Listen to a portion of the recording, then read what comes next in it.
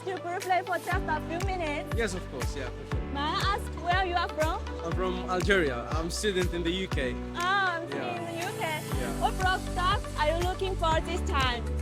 So we're looking for some steel trade machines. This any is type. our CNC spinning machine. Do you like it? It's actually interesting because this type of machines, we've seen it probably once or twice since we arrived here. So right now, it's quite interesting. We're exactly looking for, we found it here.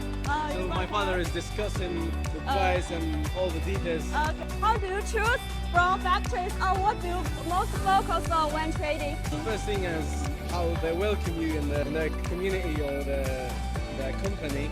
And the second thing is how they present their product. The last question, do you have any suggestions for Chinese players? Yeah, I actually have one suggestion. Maybe the way that you present your product. You could focus more on the quality than the price. Maybe it's a bit better. I mean, the price is still unmatched. It's really good. But if you can focus more on probably the quality and the offer, probably.